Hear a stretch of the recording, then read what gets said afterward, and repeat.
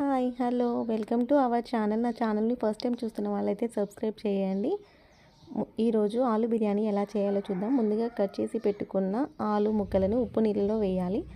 తర్వాత పచ్చిమిర్చి, tomato, onions cut చేసి పెట్టుకోవాలి.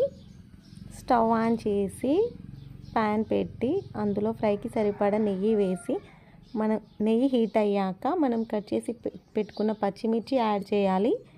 పచ్చిమిర్చిని కొంచెం దూరగా వేయించిన తర్వాత మనము కట్ చేసి పెట్టుకున్న ఆనియన్స్ యాడ్ చేయాలి.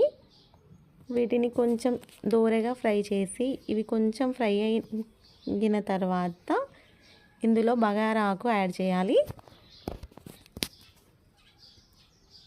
ఇవి కొంచెం ఒక 2 నిమిషాలు ఫ్రై అయిన తర్వాత ఇందులో మసాలాలు యాడ్ చేయాలి. దాల్చిన చెక్క, లవంగం, ఇలాచి, పువ్వు, ఈ మసాలాలన్నింటినీ ఇందులో వేసి ఫ్రై చేయాలి. తర్వాత మనం కట్ చేసి పెట్టుకున్న టమాటో ముక్కలను, ఆనియన్స్ ఇవన్నీ ఇందులో వేసి ఫ్రై చేయాలి. ఇవి ఫ్రై అయిన తర్వాత ఇందులోనే కొంచెం కస్తూరి మేతి యాడ్ చేయాలి. సరిపడా పసుపు వేసి కలపాలి. ఇవి కొంచెం ఫ్రై అయిన తర్వాత టేస్ట్కి సరిపడా సాల్ట్ వేయాలి. ఇందులోనే మనం కట్ చేసి పెట్టుకున్న ఆలు ముక్కలు, సాల్ట్ వేసి కలపాలి.